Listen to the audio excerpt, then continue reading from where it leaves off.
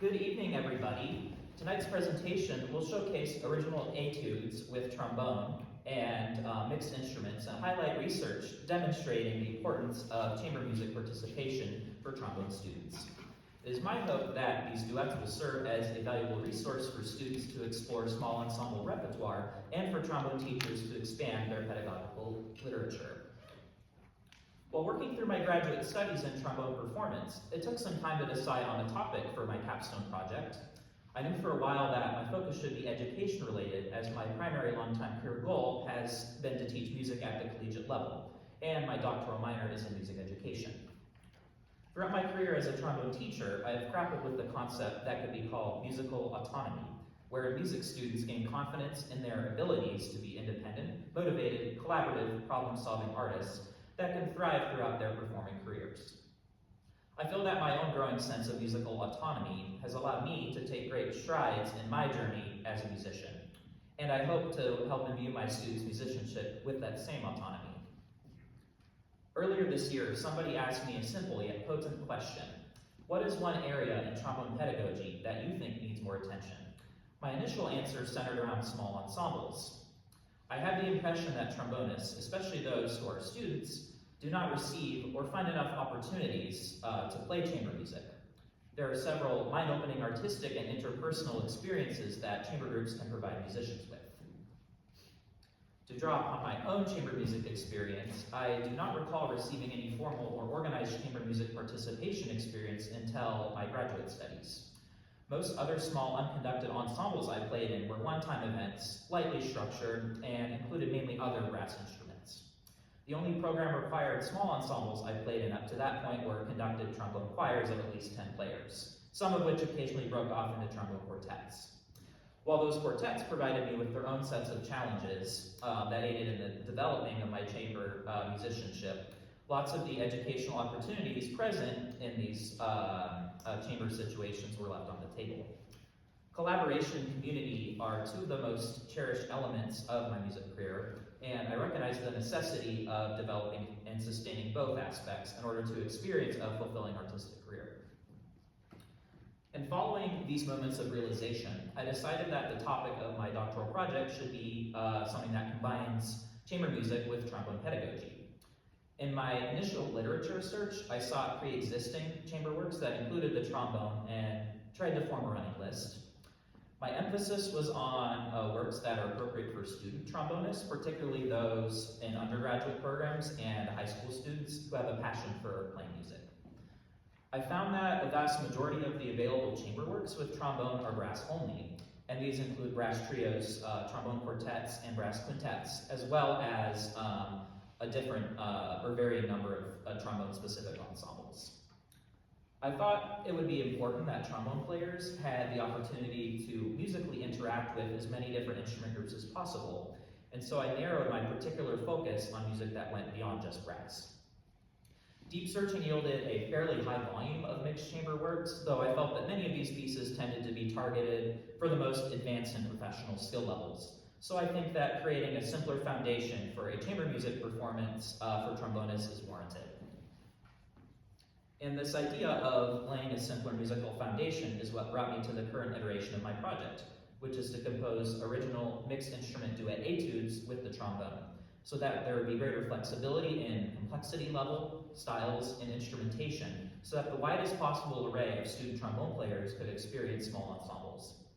Chamber groups of 3 members or more certainly have merit in the pedagogical realm for trombonists. However, I believe that duets can serve as an effective introductory point exploring more complex chamber configurations that may be more difficult to arrange and organize. By limiting compositions to 2 players, the sheer small size of the ensemble allows for the greatest flexibility when considering the musicians available for collaboration, performance scope, and performance space. Now Nathan Smith and I will perform meditation.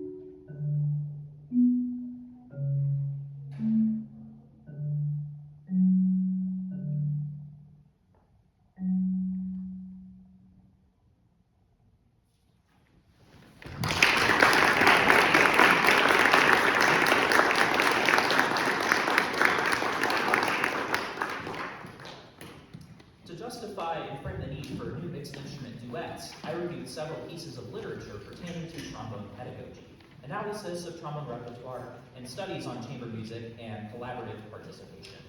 The purpose of reviewing this literature is to understand the availability of mixed instrument chamber music with trombone, analyze the various benefits of chamber music participation, and contextualize the elements of trombone pedagogy necessary for my project. In 1978, Robert Gifford completed a study which analyzed mixed chamber music that included the trombone. Gifford discussed a great number of over 1,000 mixed chamber works, including the trombone written between 1956 and 1978, and showed that the trombone was valued as an instrument in these small ensembles. He also noted an increase in the important roles of expression among these chamber works, and that the trombone parts became more technically demanding than the works available prior to 1956. For chamber duos to be used in a pedagogical and developmental manner, the composer should strive to write both parts at balanced difficulty levels. In the case of my current project, a collection of duets should encapsulate the spectrum of difficulty levels and techniques for both instrumentalists in order to provide maximum educational benefit. In 2011, Jonathan Allen completed a dissertation analyzing 3 additional mixed chamber works. While the works listed by Allen are probably suited for highly advanced trombonists, he did emphasize the necessity of creating lists and databases of mixed chamber music that are available for trombonists to find music to perform. In 2016, Justin Cook collaborated with the composer Blake Tyson on a new work for trombone and percussion that would be written to influence younger generations of performers and be available to the widest range of high school musicians. Cook also listed a substantial number of duo works for trombone and percussion, though he noted that many of their elements were idiomatic for percussion, but not as much so for the trombone. And I agree with Cook that it is necessary to provide both instruments in a duo with idiomatic techniques and musical elements. In a later section of the presentation, I will discuss my collaborative feedback process that I used in composing my duets, which provides the other instrumentalists with the most feasible and enjoyable parts. Several pedagogues have analyzed chamber music for trombone ensembles, and while not mixed instrument and not the focus of my current project, these works show the expressive and technical potential of the trombone in educational chamber music settings. In 2008, a database of tenor trombone duets was compiled by Nathan Horsley in order to provide a concise resource for trombone pedagogues. The appendix of the anthology in this work provides a listing of the duets ordered by difficulty level. In 2025, Halbert Switzer completed a very recent analysis of works for trombone quartet and organized them into 5 difficulty levels. And lastly, though not a trombone-specific guide, Michael McLean shined a spotlight on low brass repertoire in a 2016 study of literature for the tuba euphonium quartet. McLean noted that large ensemble parts written for the low brass do not always challenge or engage the musicians who play them, and therefore chamber music becomes a necessary extension of low brass curricula. In my experience, trombone parts in wind literature written for middle school and a large portion of high school bands are lacking in challenges and engaging part writing. All aforementioned scholarly works that have analyzed chamber music that involve the trombone do not always emphasize the importance of collaborating with different instrument families.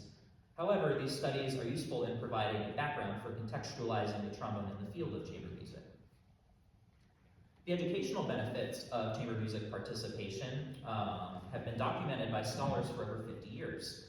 One of the first of these studies is a rather popular one completed by J. Zorn in 1973. Zorn facilitated the observation of a 9th grade band's brass and clarinet sections in sectional rehearsals in order to evaluate the effectiveness of the chamber music experience for these students. Zorn later concluded that a significant improvement in favorable attitudes toward music and music participation is justification enough for expanding chamber music education. In 1997, Margaret Berg studied the effects of social interaction in chamber groups and how such interaction affected various musical interpretations. In 2015, Brian Widener conducted a very similar study within a high school band setting and noticed that student responsibility for problem solving had become more apparent. The following year, William Harrington completed a qualitative study on chamber music education through the lens of educational psychology, stating that chamber music is a natural setting for the utilization of collaborative learning strategies and can improve students' peer relationships. Harrington analyzed the relationship between the findings of learning theorists and the aspects of learning music collectively.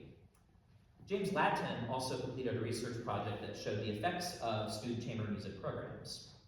And lastly, while not focused on chamber music exactly, an article completed by Bonneville Rousey, Bruska, and Trower in 2020 detailed how collegiate music pedagogues can promote learning autonomy in their ensembles.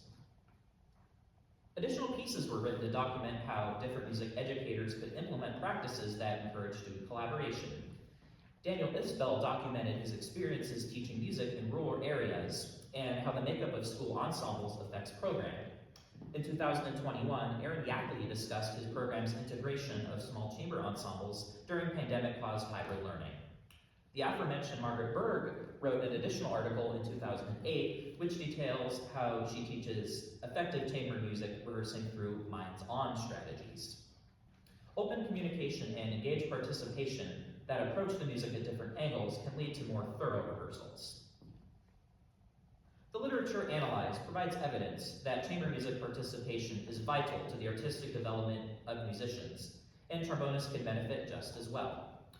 It is the hope that these duets being composed in the current project can lead to the same artistic benefits for trombone players and fit alongside pre-existing chamber repertoire and etudes. Next, Sterling Powell and I will perform Friendship, originally composed for string bass and trombone.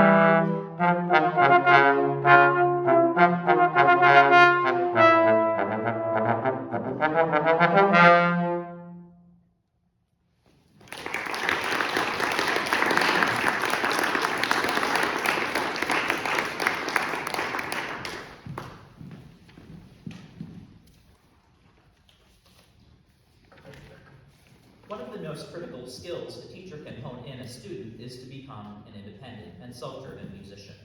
For music students, developing confidence in their ability to play, communicate, and collaborate with other musicians is part of becoming self-driven, as it fosters the adaptability to fit into many performance situations and ensembles. The reason that I have named this concept autonomy of musicianship arises from a feeling that many developing musicians experience, which is that they are not fully in charge of what they can accomplish in their playing careers.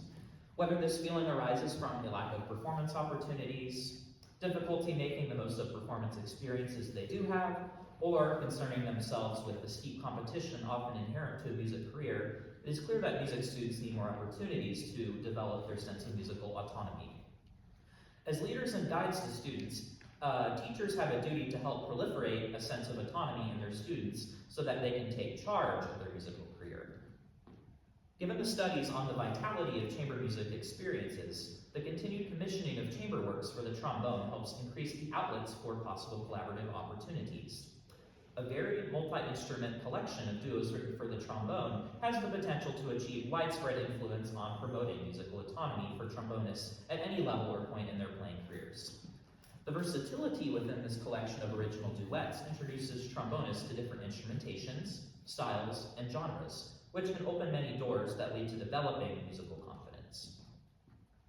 The notion of variety is a key element in composition of the new mixed instrument duets. By exploring unique instrument pairings, styles, and genres, trombonists who play these duets may expand their repertoire and enrich their learning journeys. I strive to include as many technical, musical, stylistic, and rhythmic contrasts as possible within each set of duets in order to provide a comprehensive learning experience. Brass-only chamber music can still achieve the primary objectives of a chamber music education through elements such as blend, balance, dynamics, tuning, and communication. However, trombonists may be afforded greater opportunities to expand their sonic palettes by performing with instruments outside of the brass family. Trombonists can closely experience and hear how other musicians utilize color, articulation, dynamics, styles, and techniques. The variety of styles and genres present in my collection of duets will give trombonists experience in playing kinds of music that they may not get to in their large ensembles. And by exploring novel ideas such as these through duet playing, trombone students can be inspired to enjoy playing more and build their own musical communities. One day, I planned to have larger collections of these duets published. They would be organized into collections by instrument and contain several pieces per pairing. One aspect of these collections that I have spent considerable time pondering was the idea of difficulty level. When I began the project, I anticipated having to assign some sort of grade level to each duet to make it clear which duets would be appropriate for a given student. However, I realized that categorizing and quantifying music's challenges is a highly subjective endeavor that generated more confusion than clarity. Part of the composition project process was sending samples of my work to colleagues who play the different instruments involved in the duets. And while their feedback remains invaluable, labeling each etude with a quantifiable score became less feasible. In order to make an accurate assessment on the difficulty level of the other instrumental parts in the trombone duets, I would have needed a wider sample of analysis for better accuracy. Therefore, I opted against a grading scale in favor of ordering each duet in their collections by perceived overall difficulty level, which will again involve colleague feedback when that point is reached. This way, musicians could explore the duets for their musical characteristics, rather than seeing the music as hard or easy before even trying the music out. While students may come to conclusions about each piece's difficulty level after playing them, or on prior judgment due to their ordering in the collection, they're less likely to become discouraged if an etude were to be labeled below the student's grade level. My original intent was to compose etudes for music students at the high school and undergraduate level. This provided me with some semblance of parameters as the process unfolded. The feedback I received on my first few etudes contained evidence that the works would perhaps be appropriate for younger high schoolers. I then strove to write more advanced etudes that would include more complex elements to appropriately challenge undergraduate students as well. And because each musician and teacher are unique, there is no set intent on exact experience level for these duets. How one teacher perceives the difficulty level of a piece may differ vastly from the opinion of another. Factors such as studio skill level, teacher expectations, and student background all affect the perceived difficulty level of a work. Even if a given duet can be considered below the technical difficulty level of musicians playing, these performers can still experience the joy of music together, as well as encounter manageable challenges that may arise from the sheer nature of collaborative musicianship. Musical autonomy hinges on a combination of the student's confidence and skill set, which can be fostered by their teachers and peers. Chamber music, in particular, has the potential to train students to become more efficient problem solvers and gives them the space to become musical leaders, independent of their directors and teachers. Learning through diverse musical settings play a crucial role in developing trombonists' self-determination, help them cultivate musical communities, and set them up for continued success as musicians. Now, Chris Werner and I will perform Iguanodon.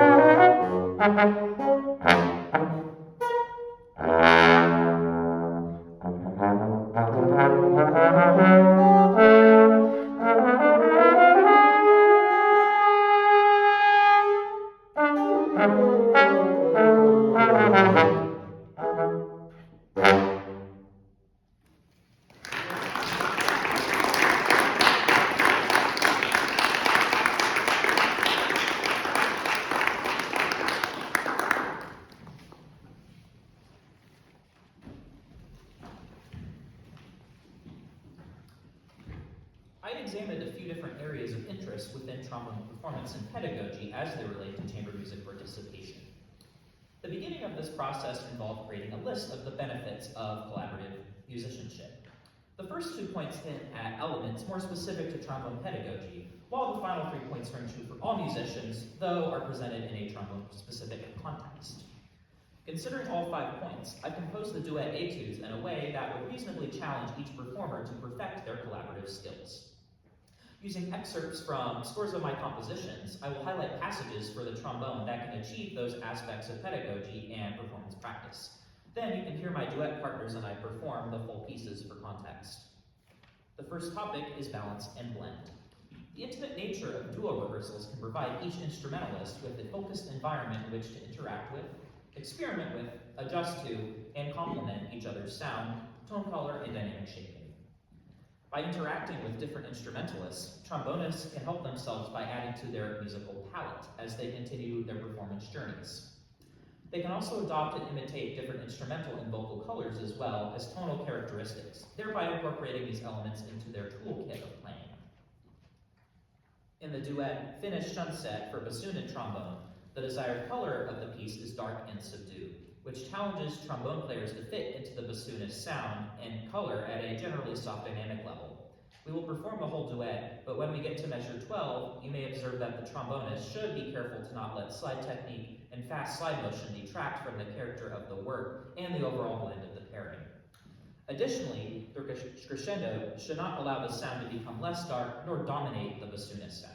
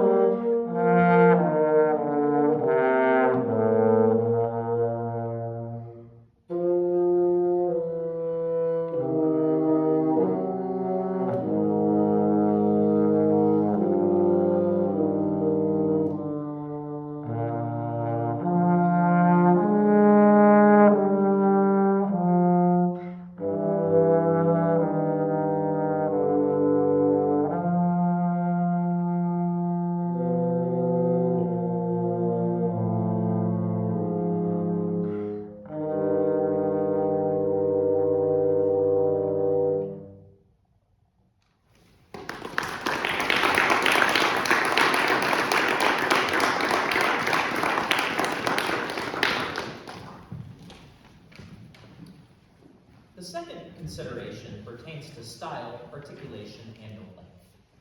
The design of each instrument can determine its natural stylistic characteristics while being played. The trombone, owing to its dramatic bell flare and cylindrical tubing, can articulate with a more sharp front and sound out more presently than some other instruments can. These are especially important considerations when collaborating with non-brass instruments who might play naturally softer fronts. In order to hear the other instrument's articulation and stylistic qualities more clearly, trombonists should ease up on volume and sharpness to the attack unless called for in the music. Trombonists should also consider trying a more rounded and soft articulation to the beginnings of notes in order to match the qualities presented to them by their duet partner's instrument, and vice versa when appropriate. Oftentimes, collaborating musicians may not instantly agree on what to do to conclude a note. And while a note's duration typically leaves little room for interpretation, the commencement of notes within the context of style and instrument may differ between players. Duet partners may choose to taper notes gradually and let the sound ring out, or they may choose to end a note abruptly. The choice depends on what the players consider appropriate for the character of a given piece. The duet basic training, originally with string bass and not listed in the program packet, serves as an example of these two considerations. The trombone's accentuation capabilities and sheer dynamic volume have the potential to overpower and cover the bass, and so it is necessary for the trombonist to round out their articulations and strive to blend into their duet partner's sound. Additionally, in the piece entitled Friendship, which you heard Sterling Powell and I perform earlier, we strove to round out the fronts of our accented notes into pseudo notes. In this way, we can emulate an understanding of string techniques and how they interact with brass techniques. Another consideration for bowed string instruments is that they have the capability to slowly start their song from virtually nothing and taper off in the reverse manner on the ending. The excerpts that Hennessy and I are about to play show that basic training challenges the trombone player to match their diminuendo and articulation with that of the bass.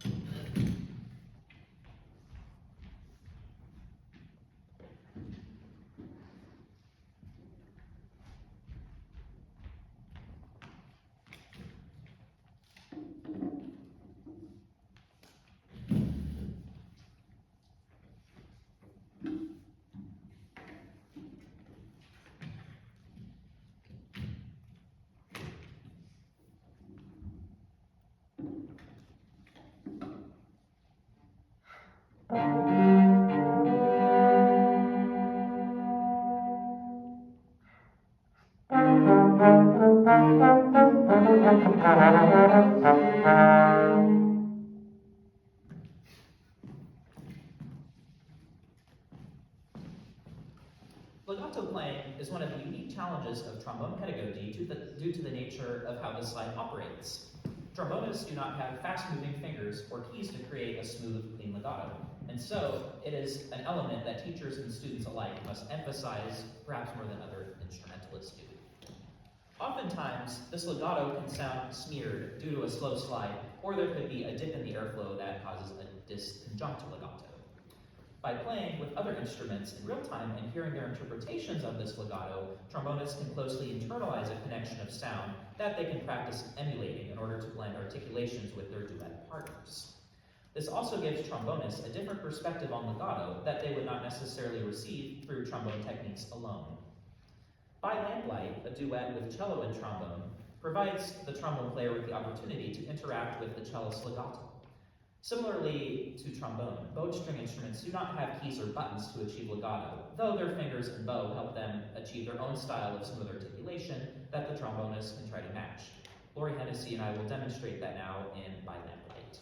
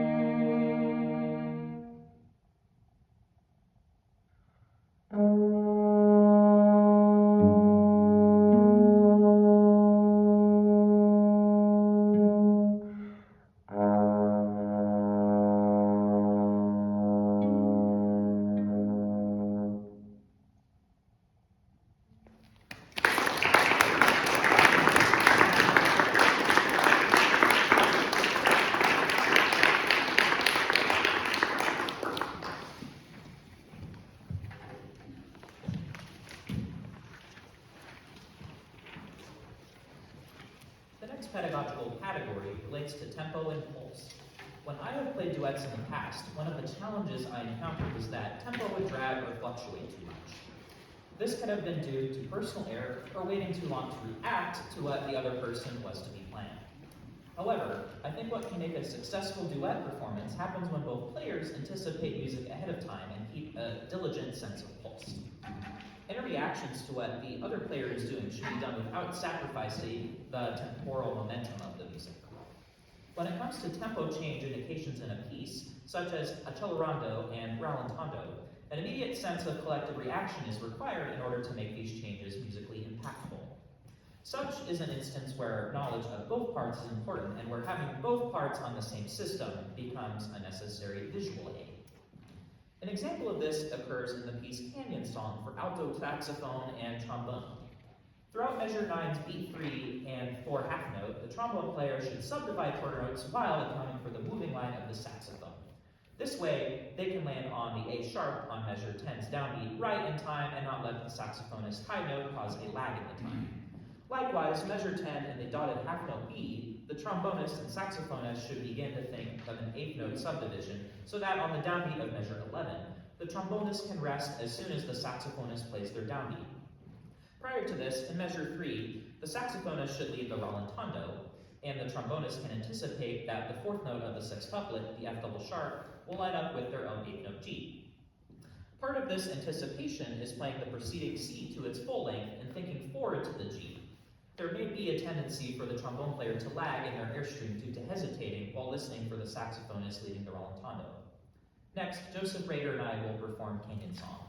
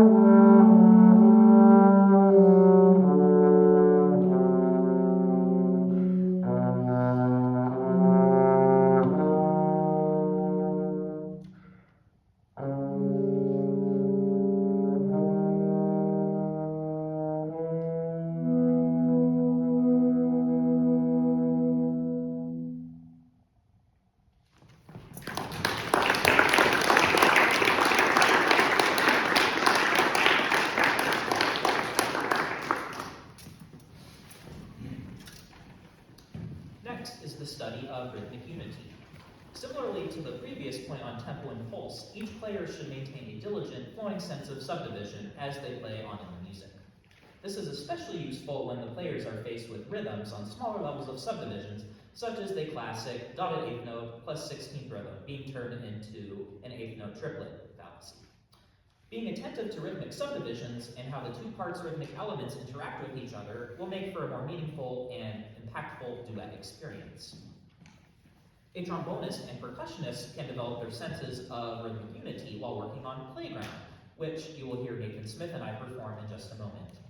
In measure 5, the trombonist interrupts the seemingly continuous eighth note groove with a set of quarter note triplets, while the marimba part continues the even eighth note flow. The trombone part returns to the eighth note motion, while the marimba must play accentuated quarter note triplets in both hands. Suddenly, on the downbeat of measure 6, both parts return to unison rhythm of the two eighth notes. In measure 7, the trombonist must line up their syncopated line with the running left-hand eighth note line of the marimba. Now here is Player with Nathan Smith on marimba.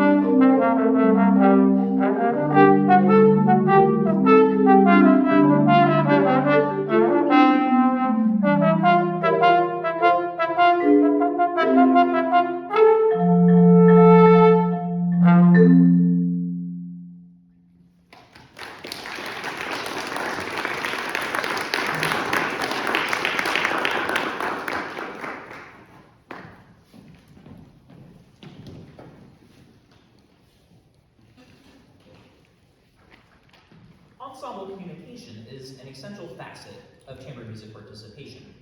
A particular challenge of chamber music that I myself have grappled with for quite a while is leading an ensemble in. How do I begin a group without verbal counting? Does taking an audible breath in time affect my playing? Would bobbing my side up and down look funny to people watching us? These are all thoughts that have interrupted my sense of leadership and communication in chamber groups. And from my most recent experiences, I have found that the most effective starts come from a combination of both subtle, audible, and visual cues. A good, relaxed breath can still be noticed by the other musicians, and a slight motion of the trombone slide can also indicate an upbeat and a downbeat similar to a conductor leading a large ensemble in, though not done to an extraneous level. Duet partners can practice starting in different ways and see which are most effective for the pair, and what are the most appropriate for the context of the music. I find that trombonists are more frequently called upon to start chamber groups due to our slide being the most visible object for other group members to take cues from. The opening to the duet for Wolfgang presents some related challenges for the musicians. The two partners must start together and move together despite not having any moving lines to assist with the pulse. They must also move together whenever their notes change together, and I believe that this piece can allow both musicians to practice effective visual communication. For Wolfgang was originally composed for clarinet and trombone and is not listed in the packet, but instead Jeri Blade will assist me in demonstrating group pulse and moving together with her trumpet.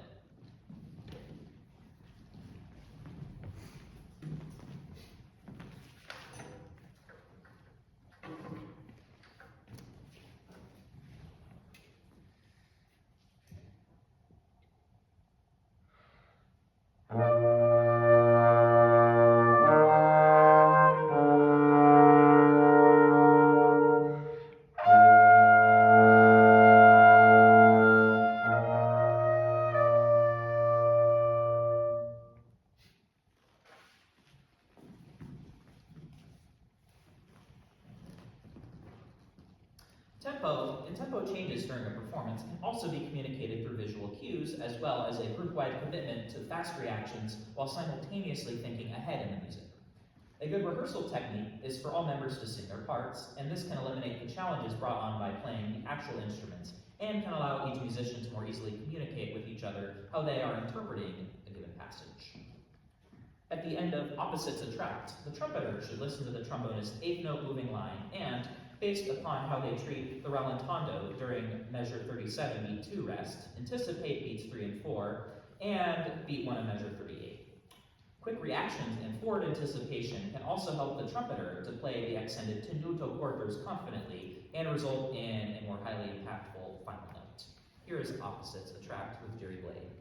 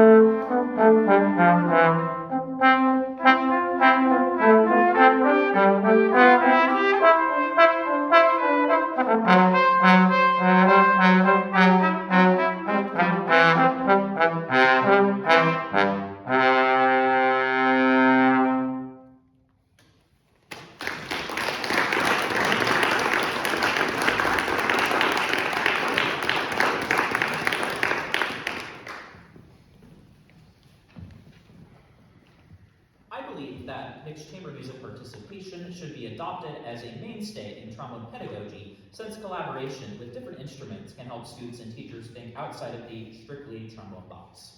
In my experience as a student, symphonic styles of playing, as well as solo playing with the piano, tend to be primary topics in trombone curricula in private study. While both forms of music offer trombonists the chance to play exposed, independent musical lines, the particular instrumental combinations with which they do so tend to be somewhat limited.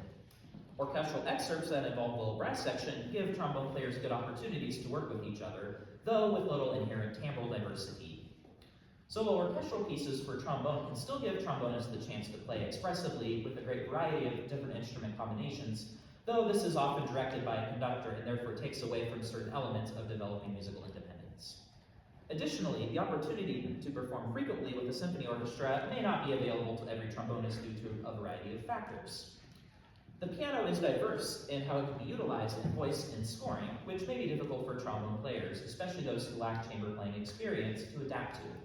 Homophonic instruments may, in this case, be a more clear-cut alternative to introducing developing trombonists to collaborative music.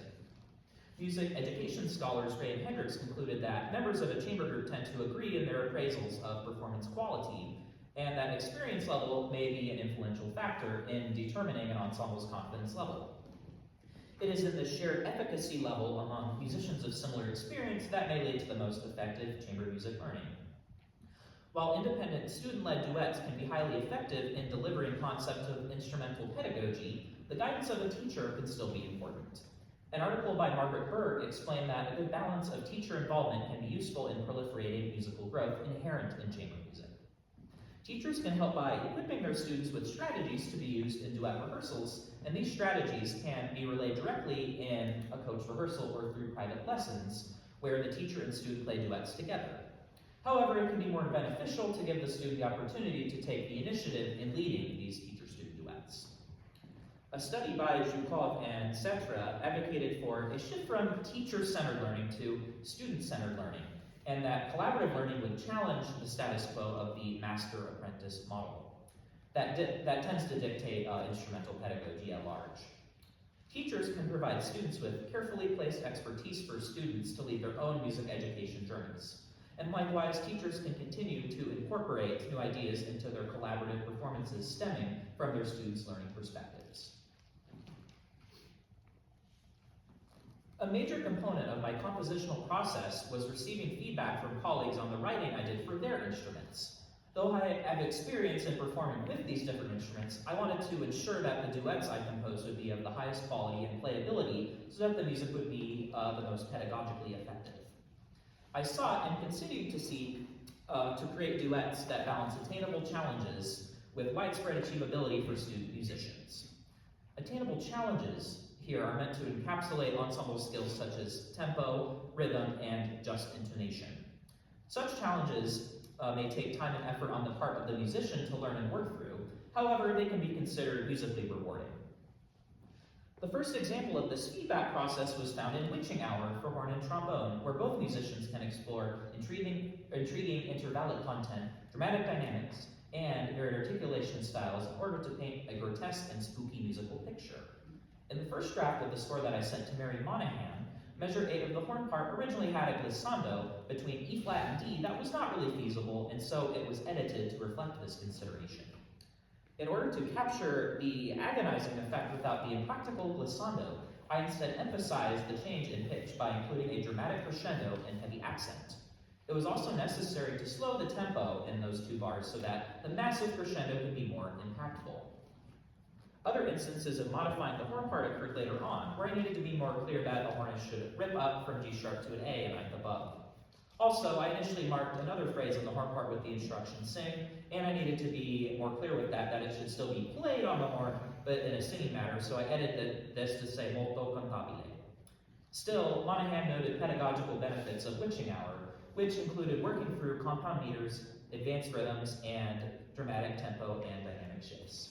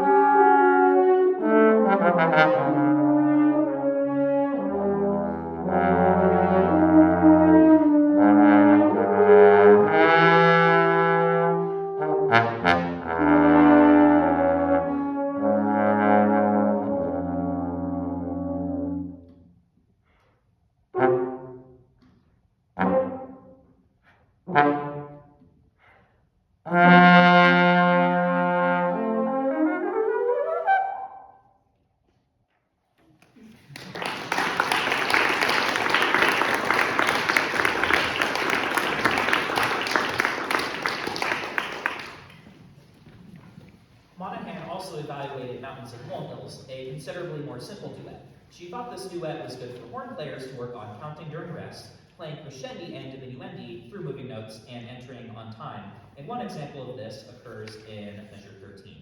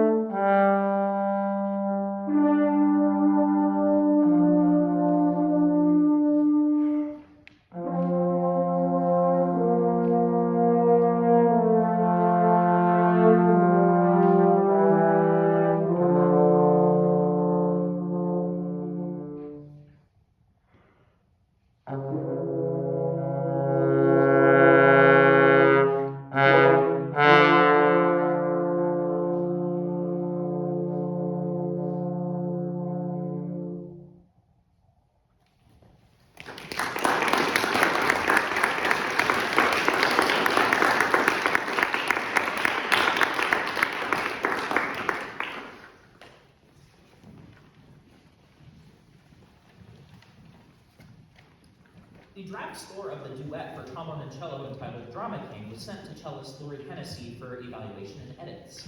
Many of her comments pertain to the duet's playability on the cello and certain left-hand finger positions that could be utilized. The first excerpt provided in the packet shows measures 17 through 20, and here in measure 19, there would be a shift from a half position to a lower second position that may require the cellist to have a strong knowledge of fingerboard geography. Lori also noted certain slurs in both of our pieces for trombone and cello that may be too long for the indicated dynamic, so I broke these slurs up in a way that captured the imagined essence of the phrases while considering the mechanical needs of bowing. At the conclusion of Drama King, there was some concern with the glissando in measures 35 and 36 of the cello part. Though still possible to play, it may be difficult and take certain cellists some experimenting with the fingerboard geography. Ultimately, I decided to label the glissando as optional in order to leave room for flexibility depending on the capabilities of the cellist. As I continue composing and editing my duets, the interactive dialogue with my colleagues about their instrument's music will be an imperative asset to developing the artistic and educational qualities of my compositions. Now Lori Hennessy and I will perform Drama King.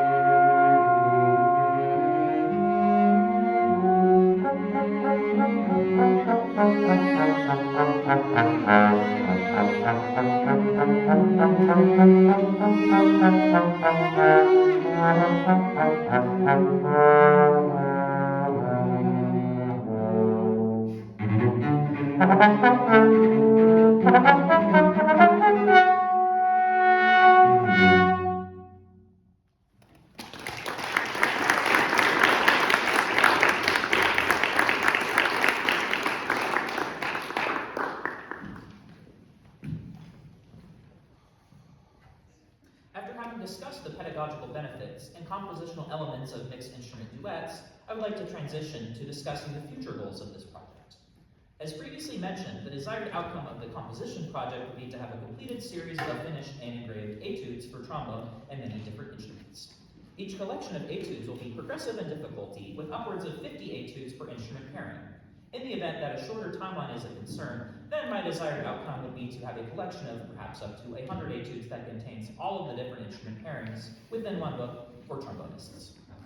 The instruments I intend to write these for include, though are not limited to, flute, oboe, clarinet, bassoon, saxophones, trumpet, horn, tuba, now with percussion, drums, voice, violin, viola, cello, double bass, and guitar.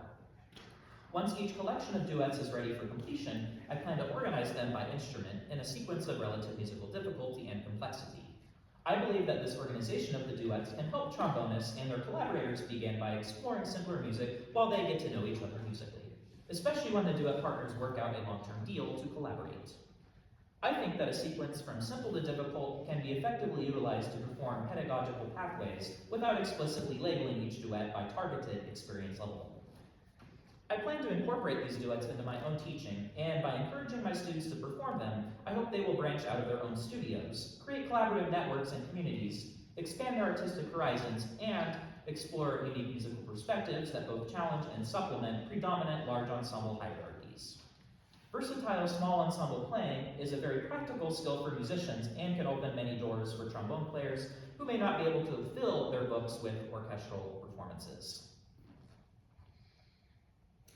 Though the main aim of composing these duos was to encourage student success, many of the pieces can be appropriate to perform in professional and more serious settings, such as recitals. Thanks to the spectrum difficulty level within each collection of instrument pairings, their uses are multi-purpose. After all, the beauty of small ensembles is that they can maintain a lot of performance flexibility. Since the initial concept of my project was to provide students and teachers with pedagogical resources, the duets can be used in a laboratory or academic setting where two students work on the duets during the school day downtime or outside of the school day. However, the duets can be programmed on recitals, performed in studio seminars and master classes. They could be performed in outreach events and informal musical gatherings such as pop-up concerts. Music students also have the opportunity to explore playing various acoustic and listening environments by programming duets in different venues with different audiences. Trombonists who are students in a music program in K-12 or collegiate realm may have the most optimal setting for experimenting with these duets because of the multitude of peers available who play these different instruments. High school and middle school band directors can encourage students to collaborate in small groups, which can spark an early interest in chamber music and help develop communal enthusiasm. Directors can diversify their program's offerings by encouraging or requiring duet pairings, which can in turn hybridize the learning environment. Such flexibility is especially important to consider for rural music teachers who may not be able to form a large ensemble of all of the time due to small class sizes. Additionally, teachers who lead a private studio can also encourage their students to seek out duet partnerships with their friends, peers, and family members in order to enrich the students' learning experience. These new duets need not be performed in the instruments or with the original instruments they were written for, and if a particular piece strikes the interest of any instrumentalist, flexibility is not only encouraged, but recommended.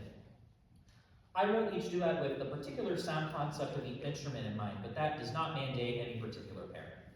In all consideration, trombonists at large should be given more opportunities to collaborate in small groups, though that remains true for musicians of any instrument and voice.